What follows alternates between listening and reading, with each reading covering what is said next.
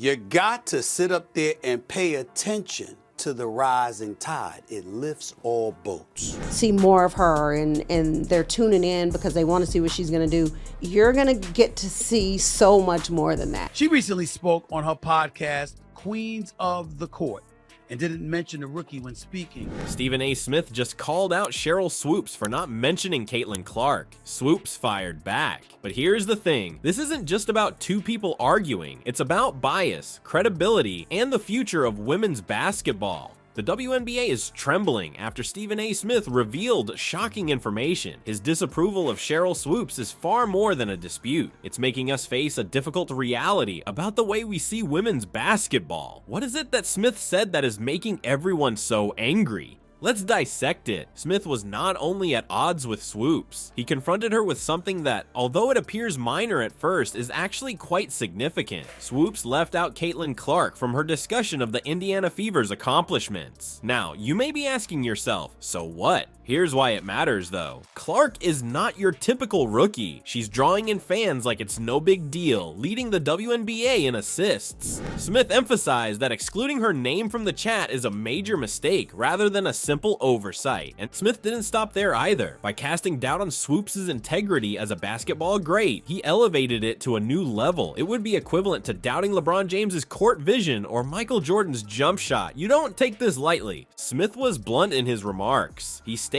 all Sheryl Swoopes did was validate all the speculation that there's folks hating on Caitlin Clark. Heard, that goes beyond simple disagreement. That is a charge. He didn't stop there either. You know basketball better than most of the men that play basketball, Smith continued. That may sound flattering now, but in this situation, it's more akin to telling someone you should know better. This goes beyond a single player or remark. The haterade in the league in regards to Clark started with WNBA legend Sheryl Swoopes herself. So no Caitlin Clark. Sheryl Swoopes. No Caitlin Clark. She recently spoke on her podcast, Queens of the Court, and didn't mention the rookie when speaking. It has to do with the way we discuss women's basketball. It has to do with who receives recognition and who is ignored. It also concerns the question of whether icons like as Swoopes owe it to future generations to inspire them. This is where things become really fascinating though. Smith said more than just criticism of Swoopes. They brought to light a long-standing split in the basketball community. The ancient school and the legends who blazed the way are on one side. Conversely, there are the rising stars who are altering the landscape. And caught in the center? Fans like us, attempting to determine who is correct and incorrect. Swoopes has revealed information that is upending more than just her feud with Stephen A. What if interpersonal connections are not only appropriate, but also essential in sports? Her remarks are making us reevaluate what we believe to be true about fair play in the context of sports. Sheryl Swoopes did more than just defend herself when she retaliated against StephenASmith. She started a discussion that has had all basketball players talking. Furthermore, the focus has shifted from Caitlin Clark. It has to do with sports commentary's fundamental essence. Asserting her right to talk about athletes with whom she has personal relationships, Swoopes came out swinging. Perhaps you're asking yourself, wait, isn't that bias? This is where things become tricky though. Swoopes isn't your average pundit. She is a long-standing legend in the industry with many ties. Nor did she spare any details. In a nutshell, Swoopes said, "You talk about whoever and whatever you want to talk about on your podcast, correct? So why can't I also?" Everyone in the sports media is racking their brains over this query. But Swoopes' territorial defense isn't the only reason for this. It concerns a conflict between two contrasting perspectives on sports commentary. There are others who argue that analysis should only consider objective, factual information, no preferences or sentimental attachments. The game and the statistics alone. You asked me about Caitlin. If you're going to break a record, to me,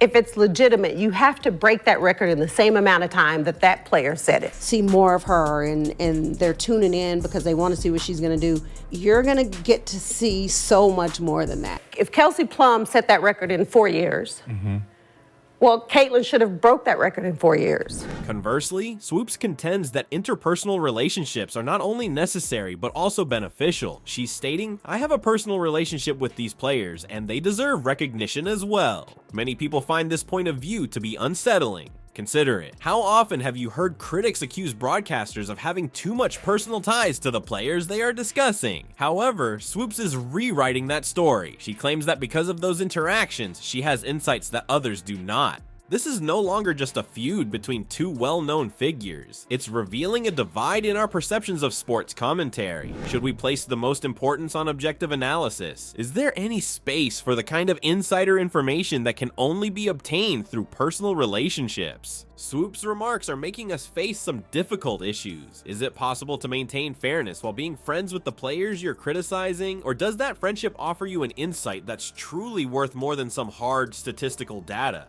This is where things become really fascinating though. This discussion is not taking place in a vacuum. It is taking place in the context of a rapidly evolving WNBA. Caitlin Clark and other rising stars are drawing record-breaking crowds. Social media is influencing the way that fans engage with the game. Legends like Swoopes are attempting to find their place in the midst of all this change. Are they only artifacts from the past? So she's already had an extra year to break that record. So is it truly a broken record? Yeah, that'll go in the record books as Caitlin Clark is the all-time, whatever it is. I don't even know what the number is. Or do their relationships and life experiences offer them a distinct voice that is now more vital than before?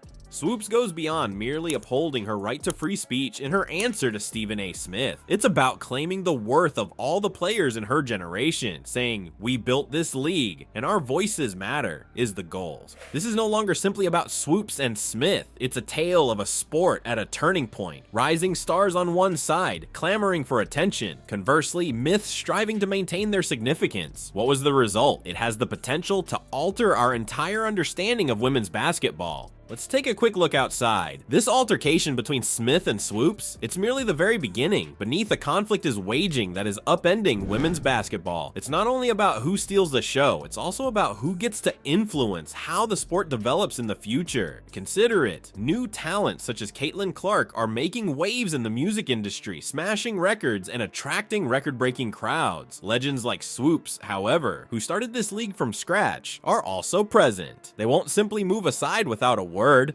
This strain, it's been accumulating for some time. You can sense it every time a newcomer makes news or an old record is broken. Concerned about their legacy and if they will be forgotten, the old guard watches. The younger generation is itching to be acknowledged and is perplexed as to why they must wait their turn. This is the tough part though. This goes beyond ego. It has to do with the way we discuss women's basketball, how we evaluate talent, how we assess achievement, and that's where the match between Swoopes and Smith matters. Smith wasn't just condemning one statement when he chastised Swoopes for failing to bring up Clark. He was participating in this larger discussion. Should we concentrate on the popular new performer who is drawing large audiences? Should we offer the guys who have been putting in a lot of work years worth of equal time?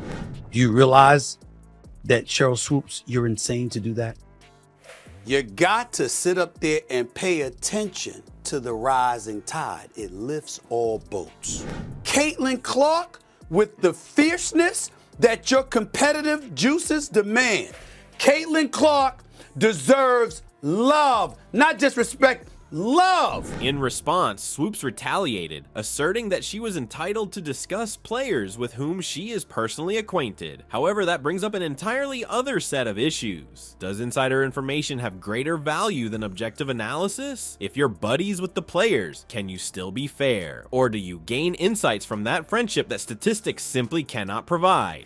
We are being forced to reconsider every aspect of our coverage of women's basketball by this dispute. Should pundits maintain total objectivity, or is it useful to hear from those who have participated in the top echelons of the game? Furthermore, it goes beyond the pundits. It's also about the supporters. If we only pay attention to the new stars, are we failing the legends? If we don't give the athletes who are advancing the sport the credit they deserve, are we really holding it back? This dispute has the potential to change the way we watch women's hoops. Consider it. In the commentary box, we might see more former players if personal connections are valued. However, if objectivity prevails, there may be a move toward more statistically based analysis. Nor is it solely about who appears on television. This argument may alter the standards by which we evaluate women's basketball success. Do we evaluate players only based on their records and stats? Or do we take into account their influence on the game as a whole? These questions have non-academic responses. They have the power to alter women's basketball from the ground up. They might affect which athletes receive the greatest media attention, the narratives that are told, and ultimately the development and evolution of the sport.